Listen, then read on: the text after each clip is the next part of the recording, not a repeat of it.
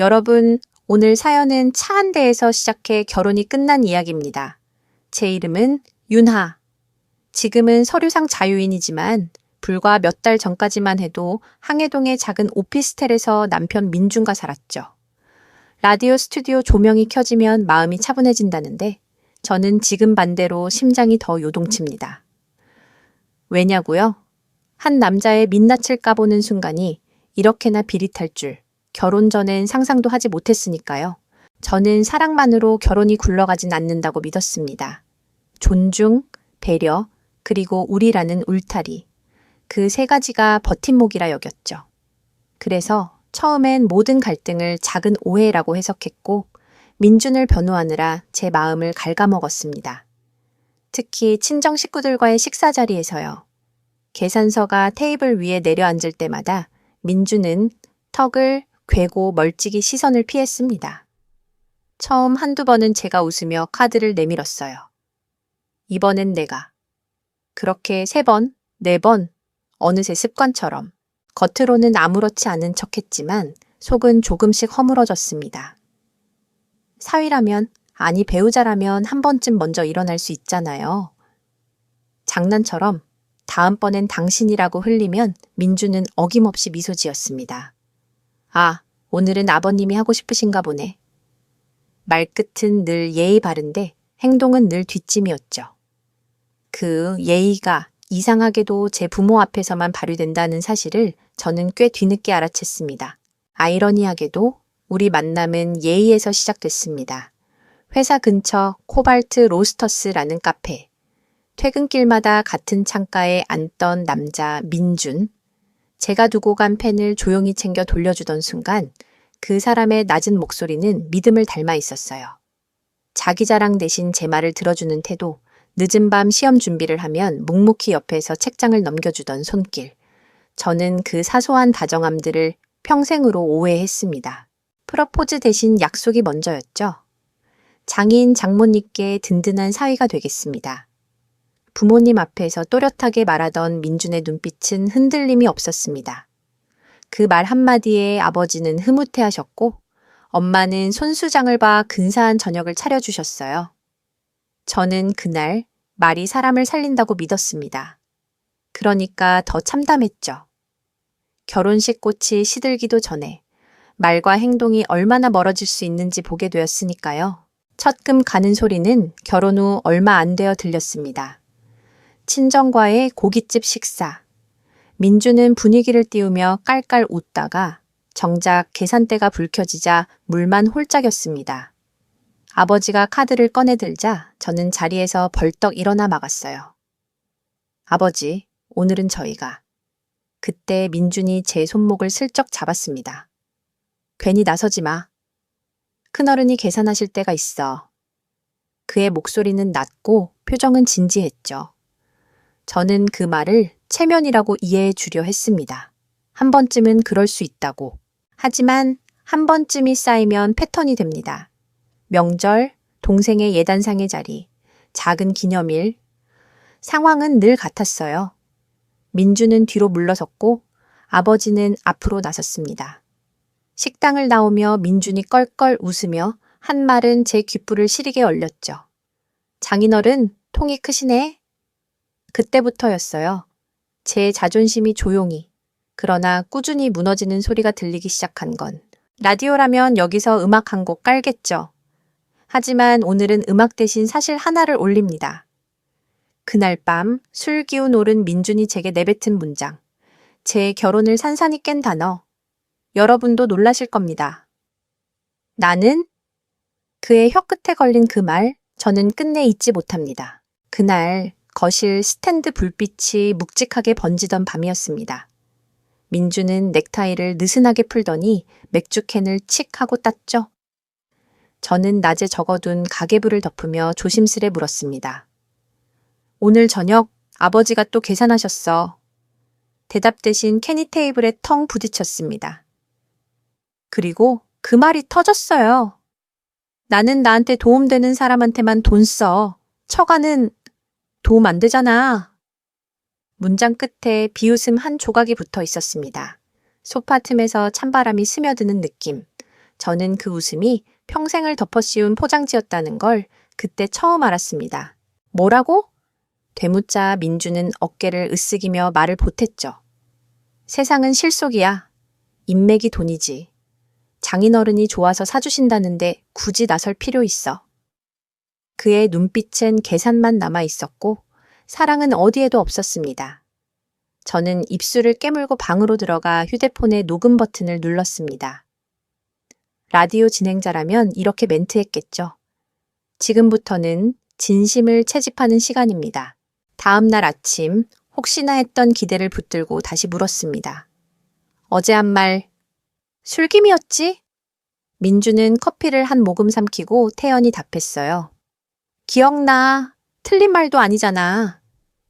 그 순간 제 안에 남아있던 마지막 의심이 꺼졌습니다. 우연이 아니라 가치관이었어요. 이상한 일은 하나 더 있었죠. 시댁과 식사할 때면 민준의 지갑은 놀라울 정도로 경쾌하대했습니다. 봉투, 케이크, 꽃다발, 모든 게 매끈하게 준비됐죠. 반면 친정 앞에서는 늘 빈손. 저는 그 대조가 스크린 양분알처럼 눈앞에 동시에 떠올라 속이 뒤틀렸습니다. 그날 저녁 휴대폰에 알림이 떴어요. 공동통장 이체 회식 뒤풀이 28만 7천 원. 제 이름이 들어간 계좌에서 제 동의 없이 저는 숨을 고르고 조용히 증거 폴더를 만들었습니다. 녹음, 계좌 내역, 메신저 캡처. 누군가의 본심은 말과 돈의 흐름으로 남는 법이니까요. 밤이 깊자 민준이 다시 말했습니다. 괜히 감정 소비하지 마.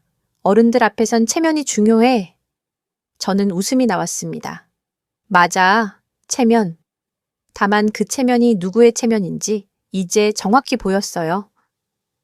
그가 지키는 건 우리의 체면이 아니라 자기에게 유리한 저울이었습니다. 이야기는 여기서 방향을 틉니다. 제게 결정적인 한마디를 건넨 사람, 예상 밖의 사람이었거든요. 엄마였습니다. 그리고 그 말 한 줄이 결혼 전체의 조명을 바꿔버렸죠. 며칠 동안 저는 민준을 외면했습니다. 같이 밥을 먹어도 같은 집에 있어도 제 마음은 이미 차갑게 굳어 있었어요. 그러다 결국 참지 못하고 엄마를 불렀습니다. 작은 카페 구석에 앉아 따끈한 유자차를 마시며 그동안 쌓인 일들을 하나하나 꺼내 놓았죠. 목소리가 떨려 몇 번이나 말을 잇지 못했지만 엄마는 묵묵히 제 손을 꼭 잡아주셨습니다.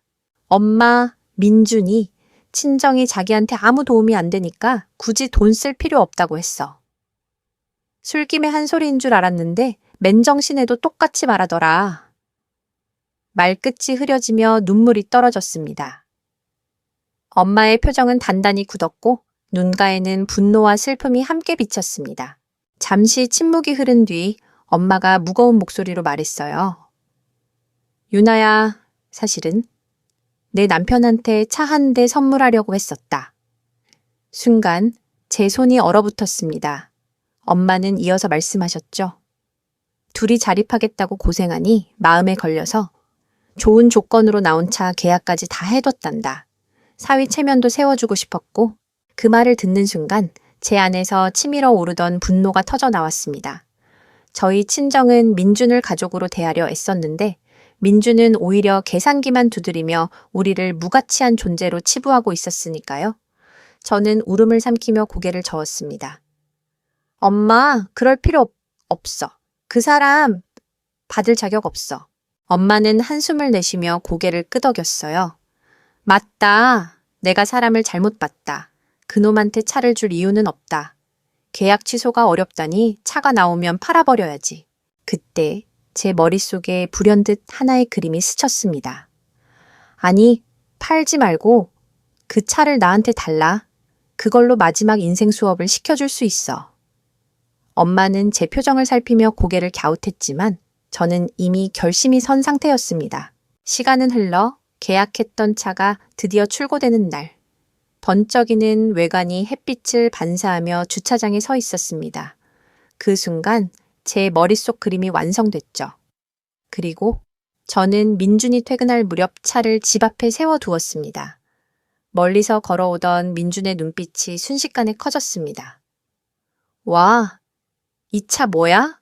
그의 발걸음은 점점 빨라졌고 저는 손에 쥔 채 키를 살짝 흔들며 미소 지었습니다. 민주는 어린애처럼 눈을 반짝이며 차로 달려왔습니다. 이거 진짜 우리 거야? 아니, 어떻게 이런 차가 집 앞에 있어?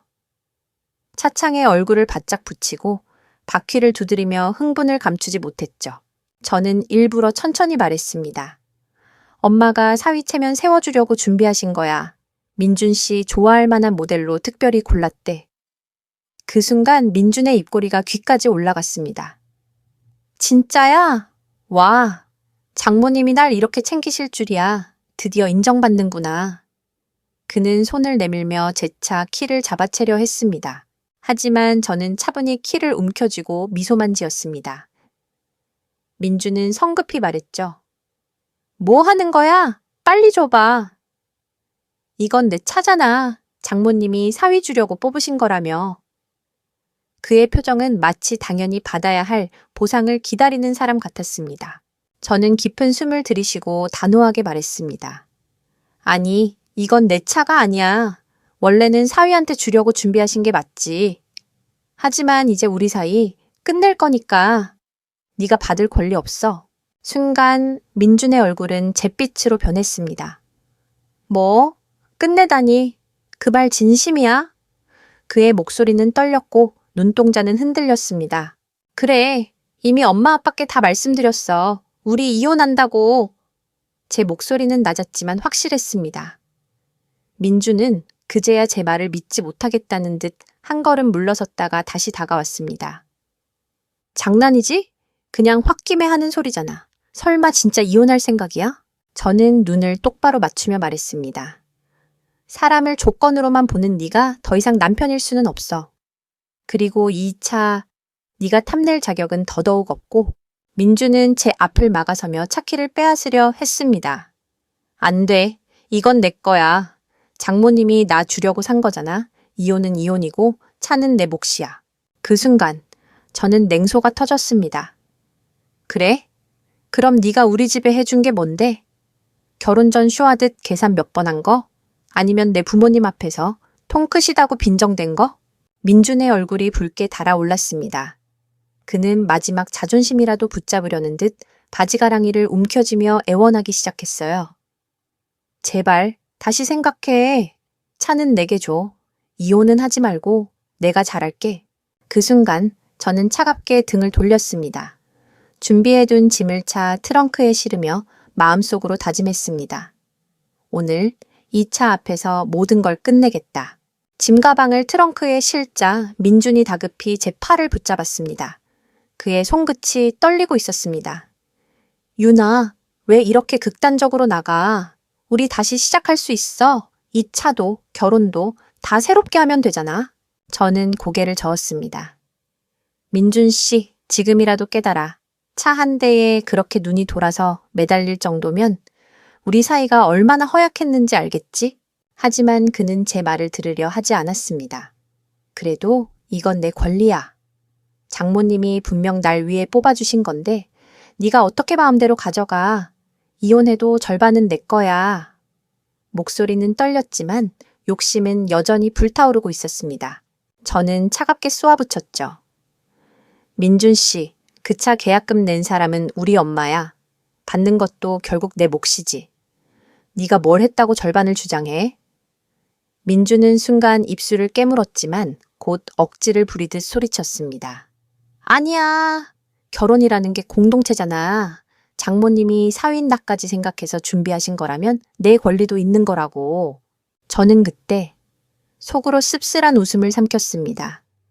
그가 진심으로 집착하는 건 결혼도 사랑도 아닌 이익과 소유라는 걸 명확히 확인했으니까요.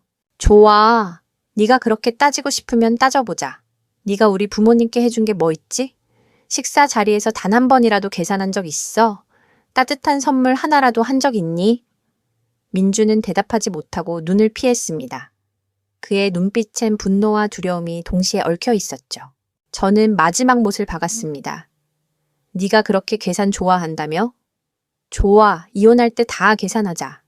네가 내 허락도 없이 공동통장에서 뽑아 쓴 돈, 친구들이랑 술 마시며 쏟아부은 돈, 다 증거로 모아놨어.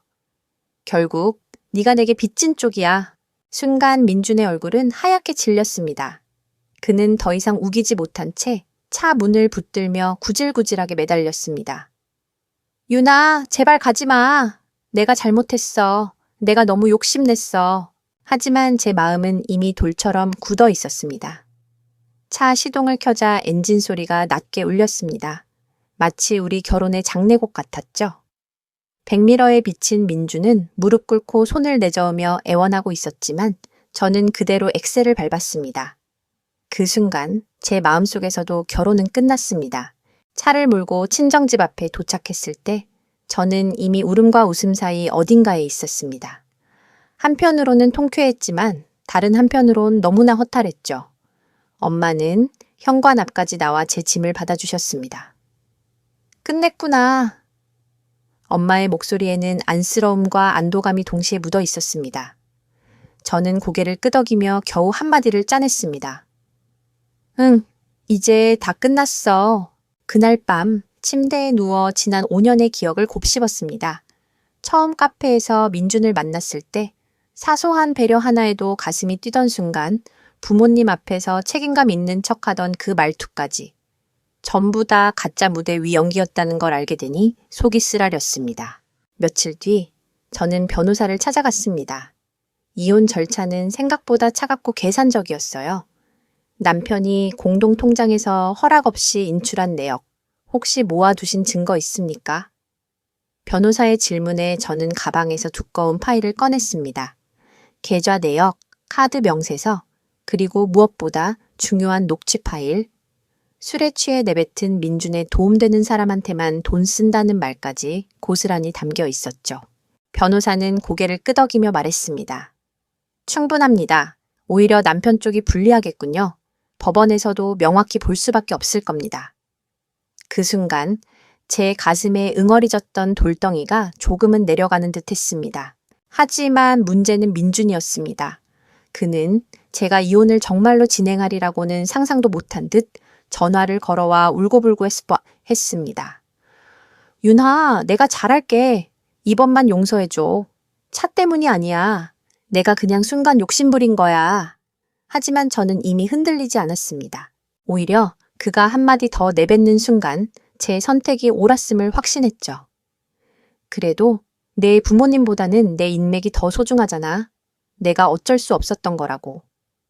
그 말은 마치 못의 마지막 망치질을 하는 것처럼 제 마음속 희망을 완전히 끊어냈습니다. 그때 깨달았습니다. 이혼은 복수가 아니라 회복이라는 걸요. 내가 잃어버린 나 자신을 되찾는 과정이라는 걸요. 그리고 드디어 법원에서 민준과 마주할 날이 다가왔습니다. 법원 복도 차가운 대리석 바닥에 구두굽 소리가 메아리 쳤습니다. 저는 단정히 머리를 묶고 서류 가방을 들고 있었죠. 반대편에서 나타난 민준은 초췌했습니다. 몇 주 새 수염이 덥수룩하게 자라 있었고 양복은 어깨가 축 처져 있었습니다. 윤하? 그가 제 이름을 부르며 다가왔습니다. 예전 같으면 심장이 떨렸을 그 목소리가 이제는 마른 바람처럼 공허하게만 들렸습니다. 재판이 시작되자 민주는 처음엔 애써 태연한 척했습니다. 판사님, 이혼은 성급합니다. 단순한 부부싸움일 뿐이고 제가 더 노력하면 회복할 수 있습니다. 하지만 증거를 내밀자 그의 표정은 빠르게 무너졌습니다. 제가 제출한 건 단순한 내역이 아니었죠. 공동통장에서 제 동의 없이 인출한 내역, 친구들과의 술자리 영수증, 그리고 녹취 파일, 스피커에서 흘러나온 그의 목소리는 선명했습니다. 나는 도움되는 사람한테만 돈 쓴다. 처가는 도움 안 되니까 필요 없어. 순간 법정 안공기가 싸늘해졌습니다. 판사는 눈썹을 찌푸렸고 방청석에 앉아있던 변호사조차 숨을 고르는 게 느껴졌습니다. 민주는 얼굴이 하얗게 질려 변명조차 제대로 하지 못했습니다. 그는 결국 마지막에 울먹이며 말했죠. 제가 잘못했습니다. 술김의 한 말이었고 처가를 무시하려는 의도는 아니었습니다. 그러나 이미 증거는 명확했습니다. 판사의 목소리는 단호했습니다. 부부는 서로 존중해야 합니다. 배우자와 그 가족을 이익으로만 판단한 발언은 가볍게 볼 수 없습니다. 그 순간 제 눈가에 눈물이 맺혔습니다. 억울함과 분노, 서러움이 아니라 해방감이었습니다. 민주는 제 쪽을 바라보며 애원했습니다. 윤아, 그래도 우리가 사랑해서 결혼했는데 이렇게 끝내면 후회하지 않겠어? 저는 고개를 들어 똑바로 그의 눈을 바라보며 말했습니다. 후회는 네가 해야지. 난 이제 내 인생을 되찾을 거야. 법봉 소리가 울리자 제 결혼은 공식적으로 끝났습니다. 그리고 이상하게도 그 순간 들린 법봉 소리가 제게는 자유의 종소리처럼 들렸습니다. 재판이 끝나고 법원을 나서는 길, 늦겨울 바람이 차가웠지만 제 발걸음은 오히려 가벼웠습니다. 마치 오래된 족쇄가 풀려나간 듯 허리를 곧게 펴고 숨을 크게 들이마실 수 있었죠. 반면 뒤따라 나온 민주는 완전히 달랐습니다. 머리는 헝클어져 있었고 두 눈은 충혈된 채로 제 뒷모습만 바라보고 있었습니다. 그는 마지막까지 절박하게 손을 뻗으며 말했죠. 윤아, 제발 다시 생각해줘. 나도 변할 수 있어. 차도 필요 없고 다 포기할게. 우리 다시 시작하자. 저는 발걸음을 멈추지 않았습니다. 민준 씨, 포기하지 말아야 했던 건 차가 아니라 나였어. 이제 늦었어. 그 말에 민준의 얼굴이 굳어졌습니다. 잠시 주저하다가 그는 한마디 더 내뱉었죠.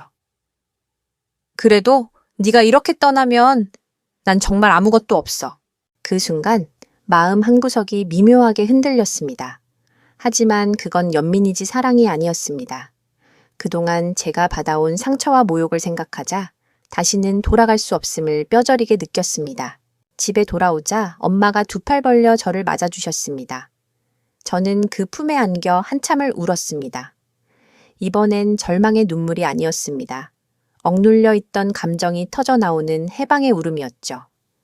엄마는 제 등을 토닥이며 말씀하셨습니다. 잘했어. 네가 너 자신을 지켜낸 거야. 며칠 동안 저는 아무 일도 하지 않고 쉬었습니다. 마치 긴 꿈에서 깨어난 듯 하루하루가 낯설게 다가왔습니다. 그러나 시간이 지나면서 조금씩 평온이 찾아왔습니다. 아침 햇살이 창문을 스칠 때, 따뜻한 밤 냄새가 부엌에서 올라올 때, 그 작은 일상들이 저를 다시 살게 만들었습니다. 하지만 이 이야기가 여기서 끝난다면 너무 평범했을 겁니다. 인생은 늘 마지막 순간에 또 다른 반전을 준비하잖아요.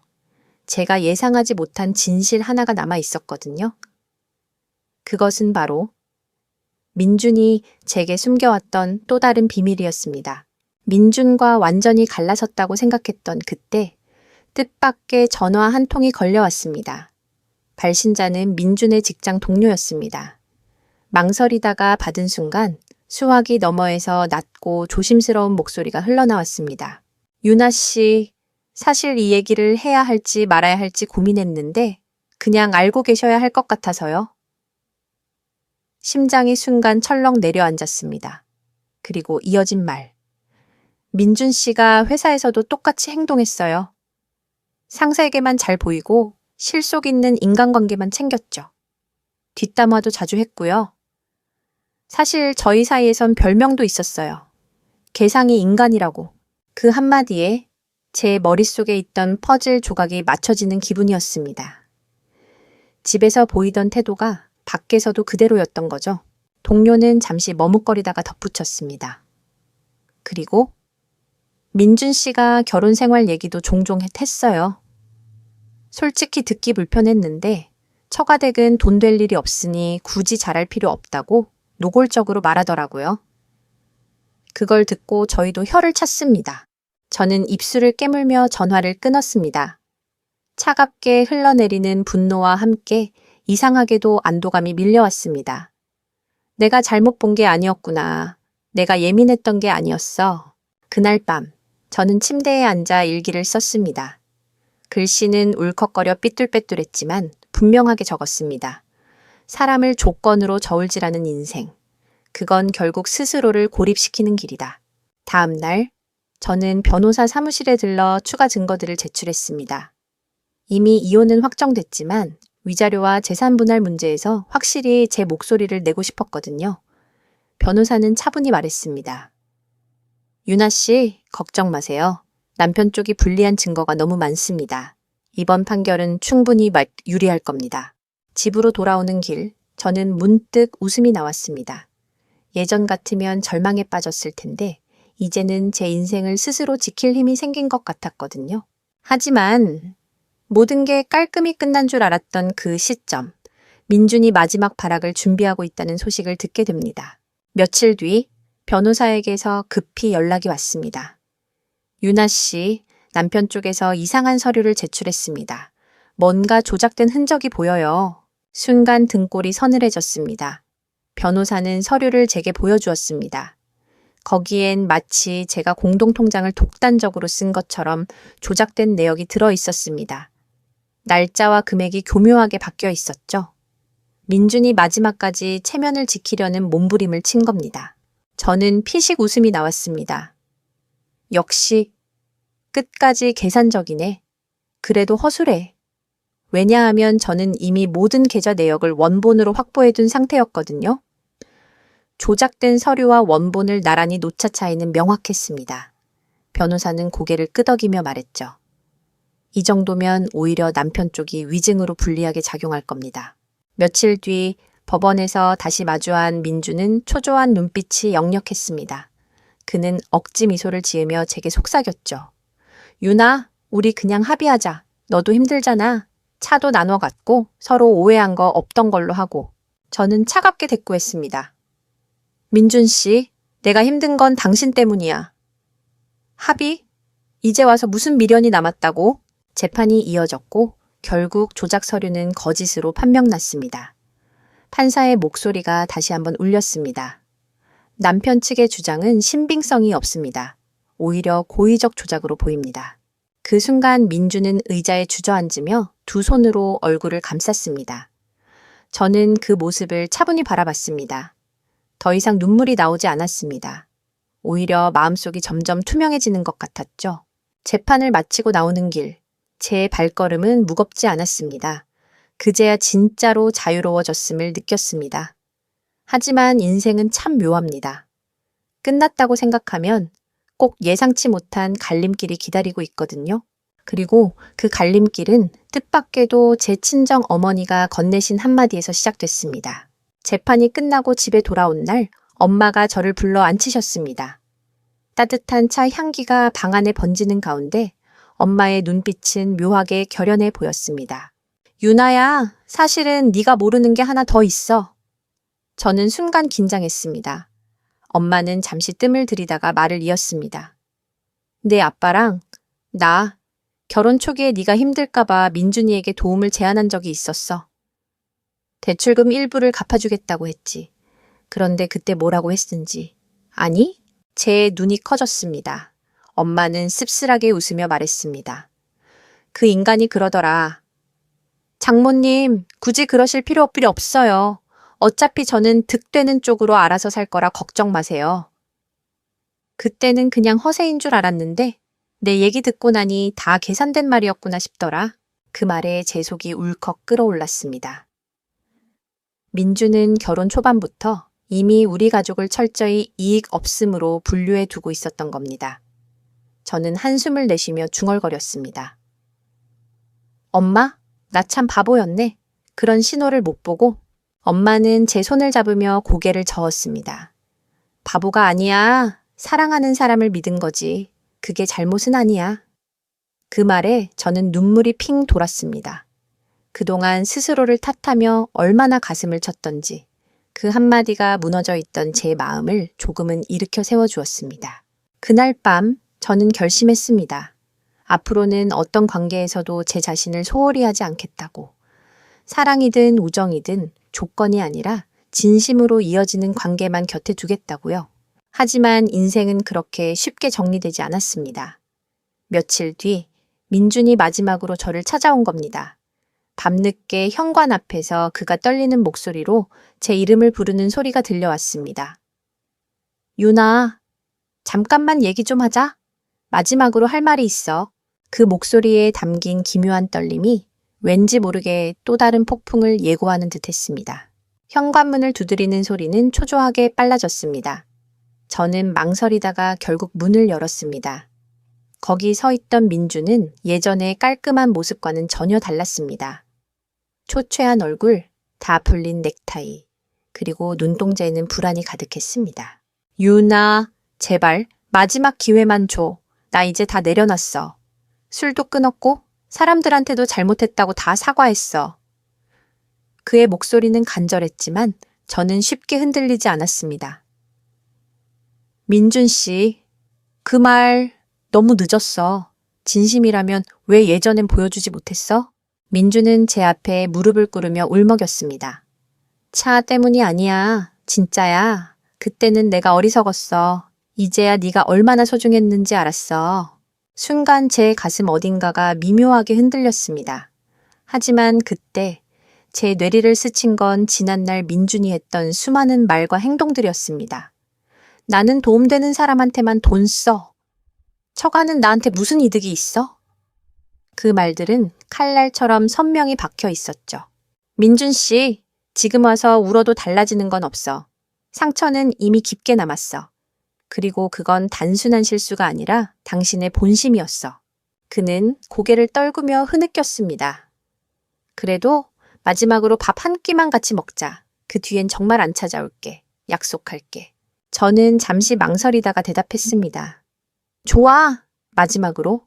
하지만 이건 이별을 확인하는 자리야. 화해의 자리가 아니야.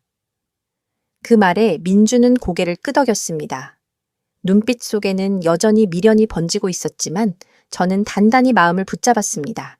그리고 며칠 뒤 우리는 작은 식당에서 마지막으로 마주 앉았습니다. 따뜻한 국물 냄새가 풍기지만 공기는 싸늘하게 얼어붙어 있었습니다. 민주는 젓가락을 내려놓고 저를 똑바로 보며 말했습니다. 유나, 사실 내가 그동안 숨긴 게 있어. 넌 끝까지 알아야 할 것 같아. 그 말에 저는 젓가락을 멈춘 채 차갑게 눈을 마주했습니다. 뭐야? 또 무슨 비밀이 있어? 민준의 입술이 천천히 열리며 충격적인 고백이 흘러나오기 시작했습니다. 민준은 한참 동안 말문을 열지 못했습니다. 젓가락을 만지작거리다 결국 깊은 한숨을 내쉬었죠. 그리고는 떨리는 목소리로 고백했습니다. 사실 내 부모님이 나한테 차 사주려 했다는 거 결혼 초에 이미 알고 있었어. 순간 제 심장이 쿵 하고 내려앉았습니다. 뭐라고? 민주는 고개를 들지 못한 채 말을 이었습니다. 내 엄마가 나한테 은근슬쩍 언질했거든. 기회되면 차 한 대 사줄 수도 있다고. 그래서 내가 더 열심히 착한 척한 거야.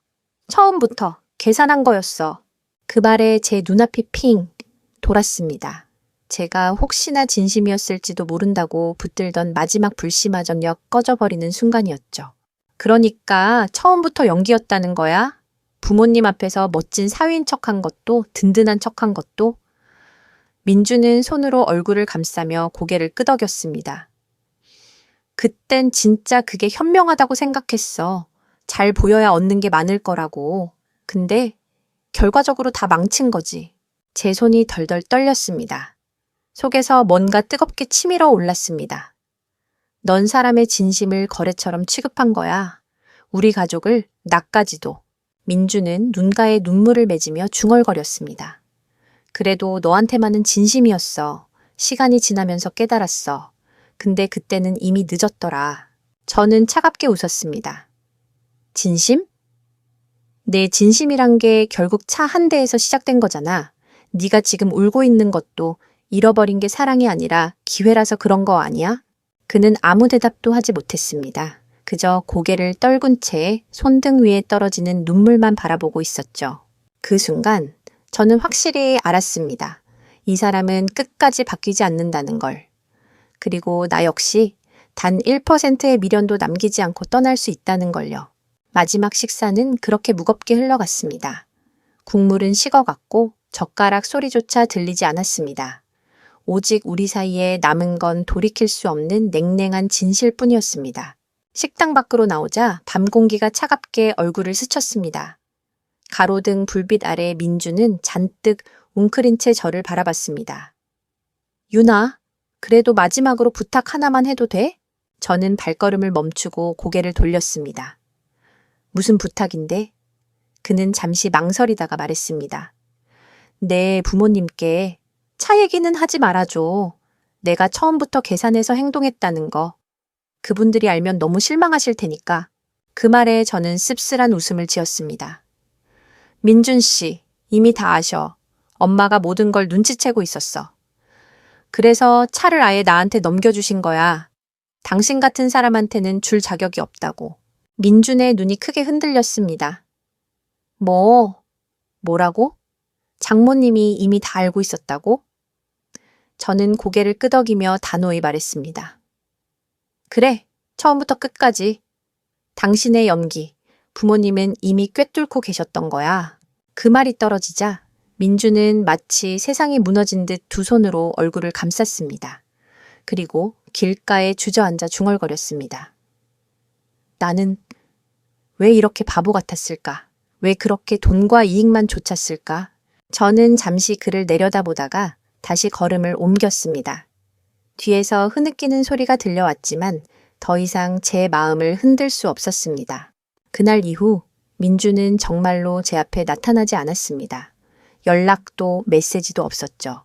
마치 제 인생에서 지워진 사람처럼 사라졌습니다. 하지만 그가 남긴 상처와 교훈은 쉽게 사라지지 않았습니다. 저는 다시 일상으로 돌아가기 시작했습니다. 새벽마다 조깅을 나가고 오래 미뤄뒀던 독서 모임에도 나갔습니다. 사람들과 웃으며 대화하는 시간이 점점 늘어나자 제 안에 갇혀있던 어둠이 조금씩 옅어지는 게 느껴졌습니다. 그러나 인생은 참 아이러니합니다. 겨우 안정을 찾으려던 그 시점에서 또 다른 예기치 못한 사건이 저를 기다리고 있었거든요. 이번엔 민준이 아닌 제 친정아버지로부터 시작된 일이었습니다. 아버지가 저를 부른 건 어느 토요일 저녁이었습니다. 식탁 위에는 이미 따끈한 된장찌개가 올려져 있었지만 공기는 묘하게 무거웠습니다. 아버지는 숟가락을 내려놓고 조용히 입을 열었습니다. 유나야, 사실은 나도 민준이한테 실망한 적이 있었다. 저는 순간 긴장했습니다. 아버지의 목소리엔 깊은 피로가 묻어 있었습니다. 결혼 초에 말이다. 내가 슬쩍 농담처럼 앞으로 사업 확장할 때 도움이 필요하면 부탁할 수도 있다고 했거든. 그런데 그 자식이 뭐라고나 쐈는지 아니? 장인어른, 전 실속 없는 투자는 절대 안 합니다. 그때 그냥 젊은 허세인 줄 알았는데 아버지의 한숨은 무겁게 방 안에 가라앉았습니다. 저는 가슴이 철렁 내려앉았고 손이 저절로 떨렸습니다. 민준이 얼마나 일찍부터 계산된 태도를 드러내고 있었는지 이제야 뼈저리게 알게 된 겁니다. 엄마가 조용히 말씀을 이으셨습니다. 그때 우린 그냥 네가 좋아하니까 넘겼어. 하지만 마음 한켠에서는 늘 불안했지. 우리 딸이 정말 행복할 수 있을까 하고. 저는 두 분의 얼굴을 보며 목이 메었습니다. 엄마, 아빠, 죄송해요. 제가 좀 더 잘 살폈어야 했는데. 엄마는 고개를 저으며 제 손을 꼭 잡아주셨습니다. 아니야. 사랑하는 마음으로 결혼한 게 죄는 아니야.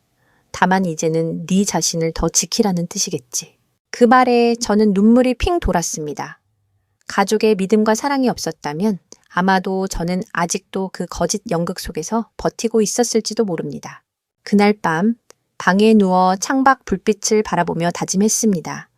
앞으로는 어떤 사람을 만나든 말보다 행동을 보겠다. 그리고 내 마음을 가볍게 넘기지 않겠다. 그런데 바로 그 다음 주 뜻밖의 소식이 제 귀에 들어왔습니다. 민준이 새로운 문제에 휘말렸다는 이야기였습니다. 그리고 그 소식은 제게 묘한 감정을 불러일으켰습니다. 그 소식은 옛 지인을 통해 전해졌습니다. 카페 모임에서 우연히 만난 회사 동료가 조심스럽게 제게 다가왔죠. 윤하 씨, 민준 씨 소식 들으셨어요? 저는 순간 심장이 철렁 내려앉았습니다. 무슨 소식이요? 그녀는 주저하다가 결국 말했습니다. 민준 씨, 회사에서 징계 위기에 몰렸대요. 프로젝트 자금을 개인적으로 유용했다는 의혹이 있대요. 증거가 거의 확실하다고 하더라고요.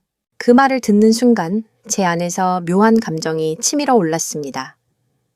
통쾌함과 씁쓸함이 동시에 스쳤죠. 결국 같은 방식으로 무너지고 있구나. 예전 같았으면 분노나 연민이 앞섰을 겁니다.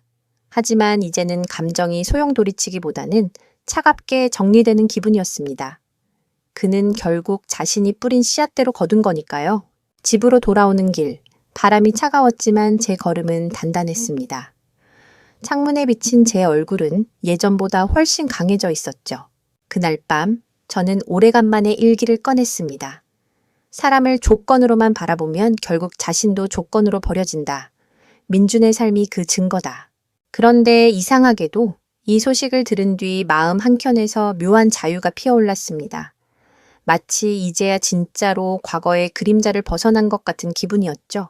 하지만 그 자유는 오래가지 않았습니다. 며칠 후 민준이 제게 직접 전화를 걸어온 겁니다. 수화기 너머로 들려온 그의 목소리는 완전히 무너져 있었습니다. 윤아, 제발 한 번만 만나줘. 나 이제 갈 데가 없어. 그 목소리엔 분명 후회가 담겨 있었지만 동시에 또 다른 속셈이 숨어 있다는 직감이 들었습니다. 전화를 끊고도 한동안 가슴이 두근거렸습니다. 민준의 목소리는 확실히 무너져 있었지만 이상하게도 저는 그 속에서 또다시 계산된 울음을 읽어낸 듯 했습니다. 다음 날 약속 장소로 나온 그는 전혀 다른 사람이 되어 있었습니다. 눈 밑은 파랗게 꺼졌고 옷차림은 흐트러져 있었죠. 손에는 얇은 종이 봉투 하나가 들려 있었습니다. 윤나, 이게 마지막이야. 제발 한 번만 읽어줘. 그가 내민 봉투 안에는 손편지가 들어 있었습니다. 삐뚤빼뚤한 글씨로 그동안의 잘못과 후회가 가득 적혀 있었습니다. 나는 항상 계산만 하며 살았다. 사랑조차 거래처럼 여겼다. 결국 그게 내 인생을 무너뜨렸다. 너와 내 가족에게 상처 준 걸 죽을 때까지 후회할 거다. 저는 편지를 천천히 접으며 민준을 바라봤습니다. 그는 절박하게 제 표정을 살피며 물었습니다. 혹시 조금이라도 날 용서할 수 있겠어? 순간 제 마음이 흔들리는 듯 했지만 곧 단호히 고개를 저었습니다. 민준 씨, 후회한다고 해서 과거가 바뀌는 건 아니야. 그리고 용서와 함께 다시 사는 건 다른 문제야. 난 이미 내 길을 선택했어. 그의 어깨가 축 처지며 낮은 신음이 흘러나왔습니다. 하지만 이번엔 이상하게 연민보다는 담담함이 앞섰습니다. 저는 더 이상 그에게 매달리지도 분노하지도 않았습니다. 그저 냉정하게 현실을 바라볼 뿐이었죠. 부탁이야, 윤아. 마지막으로 한 번만 밥 먹자. 그 다음엔 정말 사라질게. 그제야 저는 고개를 끄덕였습니다. 좋아, 마지막 식사. 하지만 그걸로 모든 끈을 완전히 끊는 거야. 민주는 미소 비슷한 것을 지었지만 그 눈빛에는 여전히 뭔가 불안한 기운이 도사리고 있었습니다. 그리고 저는 알지 못했습니다. 그 마지막 식사가 제게 또 다른 충격을 안겨줄 줄은. 우리가 마주 앉은 곳은 오래전 처음 데이트를 했던 바로 그 카페였습니다. 아이러니했죠. 사랑의 시작이었던 공간이 이제는 마지막 이별의 장소가 되어버렸으니까요. 더 따뜻한 커피 향이 퍼졌지만 공기는 냉랭했습니다. 민주는 손가락을 꼼지락거리다 갑자기 꺼내놓았습니다. 윤아, 사실 나 파면당했어. 회사에서 자금 유용한 거 다 들통났어. 저는 놀랍지도 않았습니다. 오히려 고개가 저절로 끄덕여졌습니다. 그럴 줄 알았어. 너 결국 같은 방식으로 무너질 거라고. 민주는 그 샤워를 지으며 한숨을 내쉬었습니다. 맞아. 나는 결국 계산하다가 내 인생까지 계산 밖으로 밀어냈어. 그는 이어 떨리는 목소리로 말했습니다. 근데 넌 몰랐을 거야. 내가 너랑 살던 집 담보로 대출을 몰래 받았다는 거. 그걸로 회사 접대비를 막았어. 이제 은행에서 압류 들어올 거야. 순간 제 머릿속이 하얘졌습니다. 분노보다도 허탈감이 앞섰습니다. 결혼 생활 마지막 순간까지도 그는 나를 배신했던 겁니다. 민준 씨, 결국 끝까지 나한테 집만 남기고 가는구나. 그래도 고마워. 이제 확실히 알았어. 내가 절대 다시는 뒤돌아보지 말아야 할 이유를. 민주는 눈가에 눈물이 맺히며 중얼거렸습니다. 윤아, 제발 나 좀 도와줄 수 없어? 저는 단호히 고개를 저었습니다. 아니, 네가 만든 선택은 네가 책임져. 난 이제 내 삶만 지킬 거야. 그 순간 제 마음은 완전히 차갑게 굳어졌습니다. 과거에 대한 미련도 연민도 모두 사라졌죠. 남은 건 오직 자유에 대한 확신뿐이었습니다. 그리고 그날 이후 민주는 제 삶에서 완전히 사라졌습니다. 그러나 이야기는 거기서 끝나지 않았습니다. 진짜 반전은 바로 그 이후에 찾아왔습니다. 민준이 제 삶에서 완전히 사라진 지 몇 달이 흘렀습니다. 저는 점점 새 일상에 적응해 갔습니다. 아침엔 조깅을 하고 낮에는 일에 몰두하며 주말엔 친정 가족과 함께 시간을 보냈죠. 잔잔한 평화가 드디어 찾아온 듯 했습니다. 그러던 어느 날 뜻밖의 봉투 하나가 제게 도착했습니다. 발신인은 민준. 순간 가슴이 철렁 내려앉았지만 두 손으로 봉투를 뜯었습니다. 안에는 짧은 편지와 함께 얇은 계약서 사본이 들어 있었습니다. 편지엔 이렇게 적혀 있었습니다. 윤아, 나는 결국 모든 걸 잃었다. 집도 직장도 사람들도. 마지막으로 내게 해줄 수 있는 게 이것뿐이다. 내가 너 몰래 담보로 잡았던 집, 다행히 내 이름은 빠져 있었어. 은행에서 확인했으니 너한테 피해는 가지 않을 거야. 이건 내가 마지막으로 지켜줄 수 있는 최소한의 예의다. 저는 잠시 멍하니 그 글을 바라봤습니다. 믿고 싶지 않았지만 글씨체는 분명 민준의 것이었습니다. 끝까지 계산으로 살던 사람이 마지막엔 최소한의 책임만 남기고 사라진 것이었죠. 순간 제 눈에 눈물이 차올랐습니다. 그건 미련의 눈물이 아니라 긴 악몽이 끝났다는 안도감의 눈물이었습니다. 창밖을 바라보며 속으로 중얼거렸습니다. 그래, 이제 정말 끝이구나. 그 어떤 흔적도 더는 날 붙잡을 수 없어. 그날 밤 저는 일기장 마지막 장에 이렇게 적었습니다. 사랑은 계산이 아니며 가족은 이익으로 재는 관계가 아니다. 나는 이제 나 자신을 지킬 줄 아는 사람이 되었다. 이제 제 이야기는 마무리를 향해 가고 있었습니다. 하지만 끝맺음은 단순한 종결이 아니라 청자 여러분께 꼭 전하고 싶은 메시지로 남아야 했습니다. 이제 제 이야기를 마무리할 시간입니다. 돌아보면 제 결혼 생활은 철저히 계산된 연극이었고 그 끝은 배신과 눈물로 가득했지만 동시에 저를 단단하게 만든 시간이기도 했습니다. 제가 배운 교훈은 분명합니다. 첫째, 말과 행동의 차이를 절대 가볍게 보지 말라는 것. 결혼 전 달콤한 말이 아무리 화려해도 행동이 따라오지 않는다면 언젠가 그 본심이 드러납니다.